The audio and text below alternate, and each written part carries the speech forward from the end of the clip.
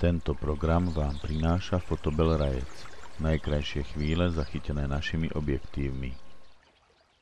Ako sa ti páčila táto omša? Veľmi dobre. A si tu prvýkrát? Nie. Už si tu bol? Áno. A kedy? Veď povedz niečo. Už som zabudol. Ja som taká malá zabudlivá hlava. No dobré, a prídeš aj na budúci rok? Jasné. Prečo nie? Pán dekán, už druhýkrát, už druhý 8. maj je omša na Kýčeri. Čo je to za akcia? Čo nám k tomu môžete povedať bližšie? Tak spolu s určitými ľuďmi z farnosti sme sa tak zamysleli nad tým, že by bolo dobré združiť ľudí na nejakej takej dobrej akcii, ktorá nie je taká až veľmi náboženská, netýka sa veľmi kostola, ale týka sa, alebo teda, že by sme na tejto akcii združili všetkých ľudí, aj tých, ktorí sú troška vzdelenejší, farnosti vzdelenejší kostolu, a najmä chceli sme združiť ľudí, ktorí by sem prišli na toto miesto z rôznych strán, to znamená aj zo strany Martinskej, od Kamenej Poruby, z Rajca, z Turia, aby sme sa tu stretli pod týmto krížom, porozprávali sa, a samozrejme odslúžili aj svätú omšu. No, sú to dosť veľké vzdialenosti. Akú vzdialenosť ste prešli vy z Rajca? Nemáme to zmerané zatiaľ. Neviem. Je to od kostola.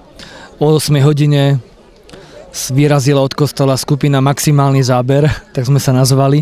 Našli sme cez okolo cintorína židovského smerom na Kamennú Porubu, potom sme išli do Porubskej doliny, no a vyšli sme tadiaľto sem hore na Kýčeru.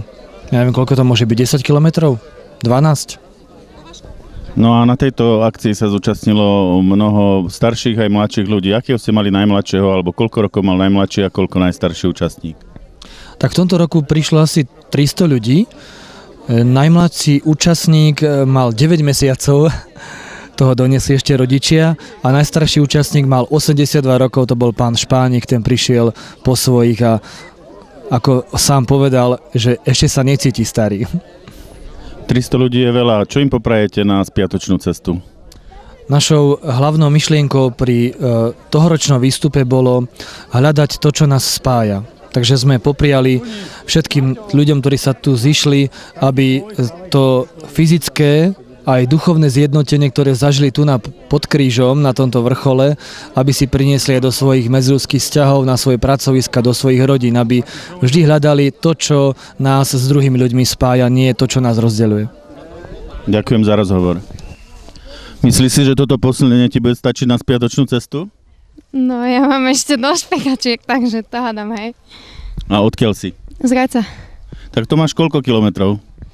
Neviem, veľa sme šľapali 2,5 hodiny. Dobre, tak šťastnú cestu. Ďaleko. Dosť. Odkiaľ ste? Z Kuneradu. Z Kuneradu? Tak to máte cez kopček, nie? No, ale sme išli cez Porubu. Kvôli tomu gulášu? Nie. Boli sme tam na tej posviatskej kríže a teraz sme vyšli sem hore. A ako sa vám páčilo? Krásne. My radi chodíme do prírody. No Karol, ty si tu už druhýkrát. Ako sa ti tu páčilo dnes?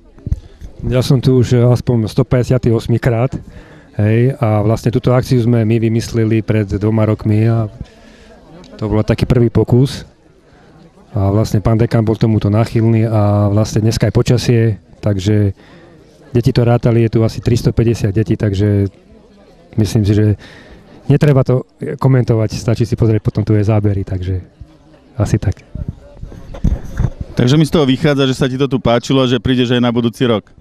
Ja osobne nemám rád masové akcie, ja som skôr taký toto, ale toto je jedna z vecí, ktoré ma tak držia tak za srdce, že predsa toto je také miesto, ktoré mi hodne niečo hovorí a bol som tu veľakrát a tí ľudia je tu určitá atmosféra, takže určite.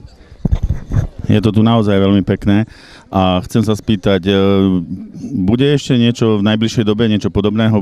Poriadaš niečo alebo poriadate niečo Rajčania alebo okolie, kde chodievaš, čo by si mohol spropagovať?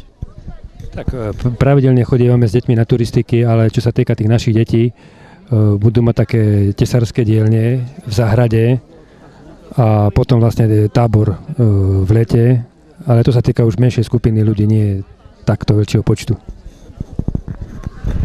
Ďakujem za rozhovor.